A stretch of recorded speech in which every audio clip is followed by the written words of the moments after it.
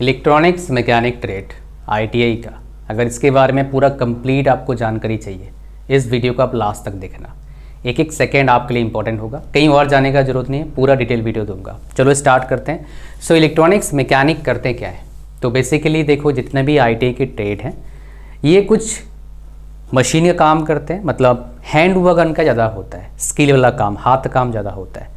तो electronics mechanic का काम क्या होता है? इलेक्ट्रॉनिक्स से रिलेटेड जितने भी कंपोनेंट्स हैं उसका रिपेयरिंग करना, उसको ठीक करना, कंपोनेंट्स रिप्लेस करना, ये सब इनके काम होते हैं मेनली।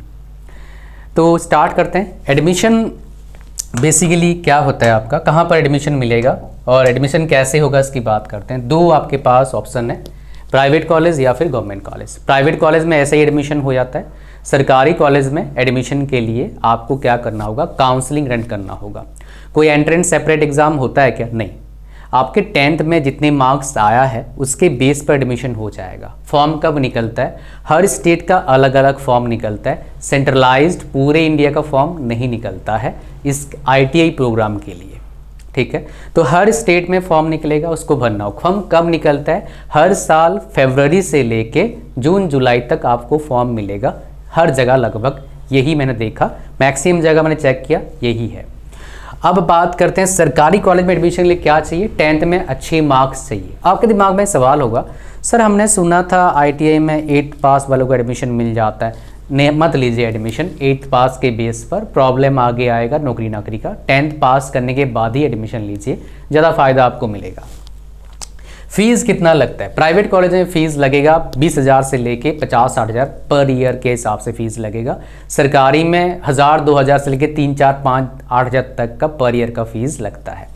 अगर हम बात करेंगे ड्यूरेशन, तो ये जो इलेक्ट्रॉनिक्स मैकेनिक है ये 2 साल का प्रोग्राम होता है। एज लिमिट की बात करते हैं तो कोई भी बंदा क्या कर सकता है, एडमिशन ले सकता है इरेस्पेक्टिव ऑफ एज। बस मिनिमम एज 14-15 साल होना चाहिए और मैक्सिमम लगभग हर जगह देखा कोई लिमिट नहीं है। एक जो जगह देखा मैंने स्टेट में 35 साल कुछ जगह पर देखा था, तो लिमिट है। तो कितने एज तक मैं रिकमेंड करता हूँ, तो 10th पास के बाद ही कर लो, करना है तो, और 20-22 साल तक उम्र तक ठीक है। उसके बाद करना मतलब कंडीशन अप्लाई हो जाता है, आपके जो कंडीशन है उसके हिसाब से आपको देखना चाहिए। आपका इंग्लिश में प्रॉब्लम तो नहीं है, आप पढ़ते हैं अच्छे मार्क्स नहीं आता, ऐसा तो नहीं है, और आपको लगता है मेरे को पढ़ना ही नहीं आ रहा है, ऐसा तो नहीं है। इन तीनों प्रॉब्लम का सोल्यूशन आपको मिलेगा at the end of the video, last तक देखना।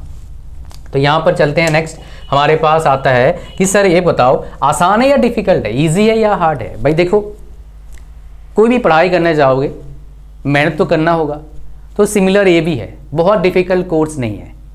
आपसे पहले करोड़ों लोग कर चुके हैं, 20-25 लाख लोग अभी कर रहे हैं और करोड़ों लोग करेंगे। तो भाई इतने लोग कर रहे हैं तो आप भी कर लोगे, इतनी कोई बड़ी बात नहीं है। नेक्स्ट सवाल आता है, सर क्या फ़ायदेमंद है, वर्थ इट, मतलब क्या कुछ फ़ायदा करेगा इस करके, नौकरी लग जाएगा? ये समझ लीजिए आप। प्रॉब्लम क्या होता है ITI कोर्स का, अगर आप प्राइवेट जॉब करने जाएंगे, वो बताऊंगा अभी थोड़ी देर पहले, मैं थोड़ी देर बाद बताऊंगा। स्कोप क्या है, नौकरी लग जाएगा तो स्कोप तो अच्छा है, इलेक्ट्रॉनिक्स का मार्केट काफ़ी बढ़ रहा है तो स्कोप अच्छा है, पैसे कमाने का बहुत मौका मिलेगा। तो पैसे कैसे कमा सकते हैं उसके बारे में बात करेंगे, लेकिन उससे पहले बात करते हैं सिलेबस। सिलेबस क्या है, मतलब क्या क्या पढ़ोगे उसके बारे में बात करेंगे। तो इनका जो सिलेबस है किसी भी जगह पढ़ेंगे लगभग सेम सिलेबस आपको मिलता है, ठीक है। तो यहाँ पर आ जाइए, यहाँ पर हम बात करेंगे क्या सिलेबस है। सिलेबस कहाँ पर है? 22 नंबर पेज पर सिलेबस है और उससे फिर चलता रहेगा। आपका लगभग 1200-2400 घंटे का आपको पढ़ाई करना पड़ेगा, है ना। तो सिलेबस 22 नंबर पेज पे चलते हैं।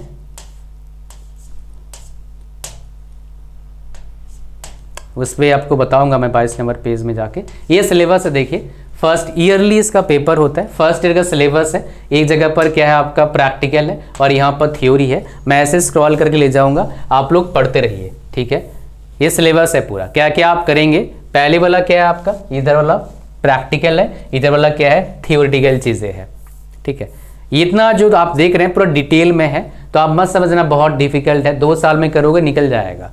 मैं जानता हूँ बहुत सारे बच्चों को करे हैं तो निकल जाता है आराम से, कोई दिक्कत वाली बात नहीं है, ठीक है। ये आप देख लीजिए, यहाँ पर सेल्स एंड बैटरीज ये सब है। उसका AC/DC मेजरमेंट है ना, ये सारा चीज़ें, सोल्डरिंग, डीसोल्डरिंग, वेरियस स्विचेस, ये सब देखते हैं आप। Active and passive components, Ohm's law, ये सब पढ़ते हैं आप उधर थ्योरी में, ठीक है।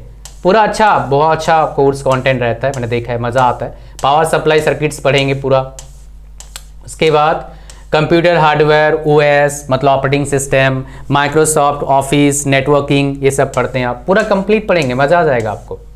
ठीक है, पूरा इलेक्ट्रॉनिक्स पढ़ लोगे ना अच्छे से तो बहुत ही अच्छा नॉलेज आपको मिलता है इसके बारे में।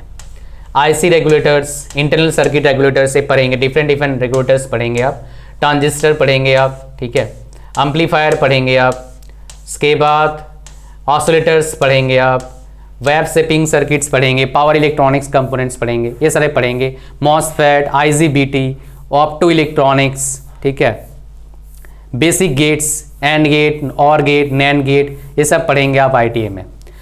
Flip flops, electronic circuit simulator, counter shifts and registers, उसके बाद ओपेम, ऑपरेशनल एम्पलीफायर, टाइमर 5555, ये सब पढ़ते हैं आप। ठीक है, फिर उसके बाद इंडस्ट्रियल विजिट रहता है एंड कुछ सेकेंड ईयर के आए थे यहाँ पर। सेकेंड ईयर में सेम प्रोफेशनल नॉलेज, थियोरिटिकल, यहाँ पर क्या होता है प्रैक्टिकल। तो आ जाओ क्या क्या पढ़ते हैं, देखते हैं एक एक करके।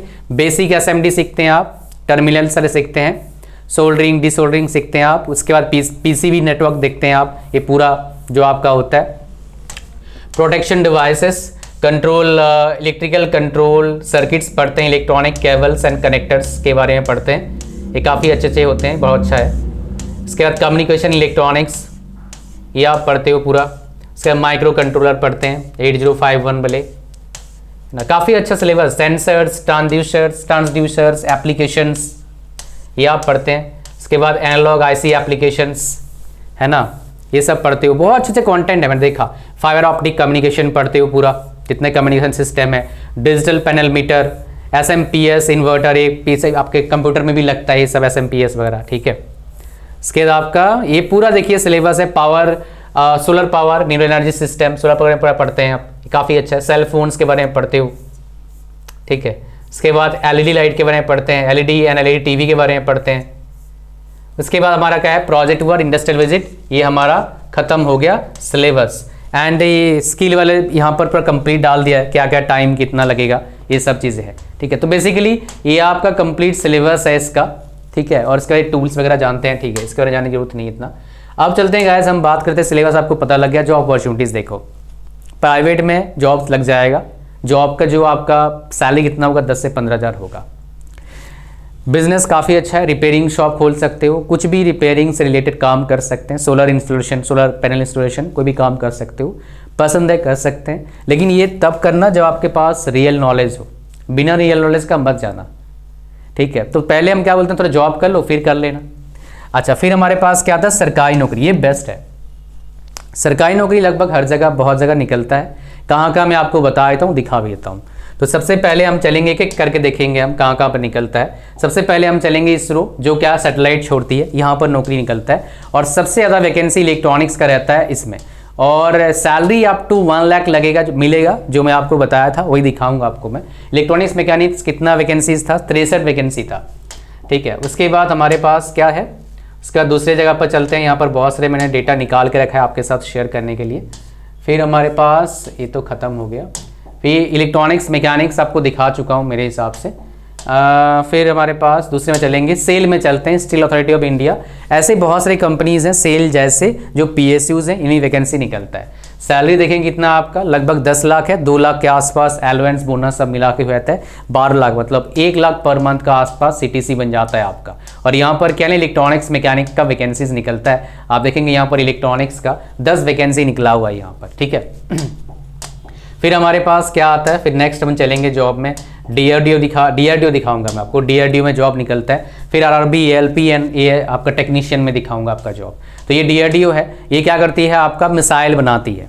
ठीक है, डरते हैं भाई दूसरे कंट्रीज़ के लोग हमारे से, बिकॉज ऑफ दिस गाइज, ये सारे बंदे काम कर रहे हैं, सब बढ़िया बढ़िया चीज़ें काम कर रहे हैं। तो यहाँ पर देखोगे ट्रेड, कौन सा ट्रेड आपका, इलेक्ट्रॉनिक्स का ट्रेड है। तो इलेक्ट्रॉनिक्स ट्रेड में क्या कितना वैकेंसी है, 113 वैकेंसीज आया था डीआरडीओ में। ठीक है, अब चलते हैं जो सबसे ज़्यादा हज़ारों वैकेंसीज निकालती है, वो क्या आपका आरआरबी टेक्नीशियन।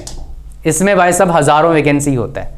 फिर आता है एएलपी और टेक्नीशियन में डिफरेंस क्या है, for ITI point of view, ALP में सारे बच्चे फॉर्म भर पाते हैं, मतलब बीटेक वाला, डिप्लोमा वाला सब भर देता है फॉर्म। लेकिन ITI वाला टेक्नीशियन में क्या होता है, सिर्फ ITI वाला फॉर्म भरता है, +2 के कुछ बच्चों को अलाउ करते हैं। तो यहाँ पर देखोगे ITI कौन कौन से ब्रांचेस को एलिजिबल कर रखा है, power mechanic, power electronics, electronics mechanic आपका एलिजिबल है। आप देख पा रहे हैं कहाँ पर एलिजिबिलिटी है, इलेक्ट्रॉनिक्स मैकेनिक कहाँ पर है, समझ पा रहे हैं, ये सारे एलिजिबल क्राइटेरिया आपका। ये हो गया आपका मैकेनिक का। और इसमें वैकेंसी देखोगे जोन वाइज वैकेंसीज रहता है। ये वैकेंसीज देखो आपका अहमदाबाद में 761, उसके बाद अजमेर में कितना 522, 142, 452, ऐसे वैकेंसीज रहते हैं। पहले क्या था, हर 5 साल में का पेपर हो रहा था, अभी क्या ना हर साल पेपर होगा। तो ये बहुत बड़ा अपॉर्चुनिटी है आप सभी बच्चों के लिए, ठीक है, इसको जाने मत देना। तो उसके बाद क्या आता है, ALP आता है, उसमें भी वैकेंसीज बहुत निकलता रहता है।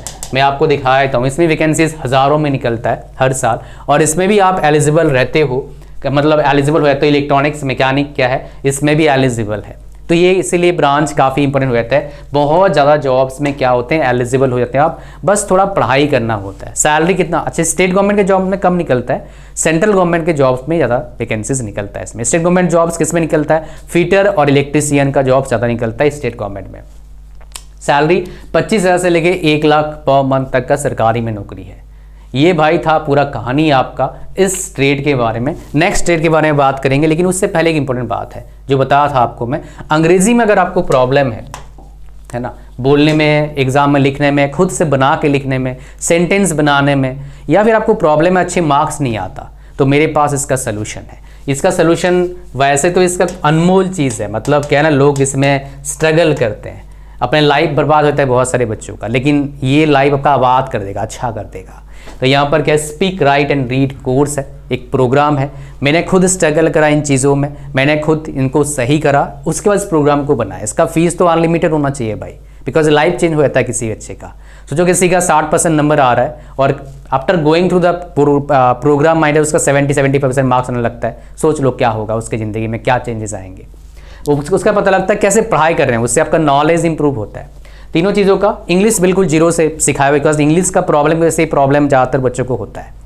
तो ये प्रॉब्लम आपको सोल्यूशन मिल जाएगा सिर्फ अभी 50% ऑफ है 499 रुपीज़ में। लिंक डिस्क्रिप्शन में है, अभी ज्वाइन करना है, डिले नहीं करना है, कोई सेकेंड थॉट नहीं होना चाहिए आपके दिमाग में, फटाफट ज्वाइन करना है। जैसे ज्वाइन करोगे एक ऑप्शन आएगा प्रोमो कोड का, उसमें प्रोमो कोड यूज़ करना, फिर आपको 100 रुपये का फर्दर डिस्काउंट मिल जाएगा।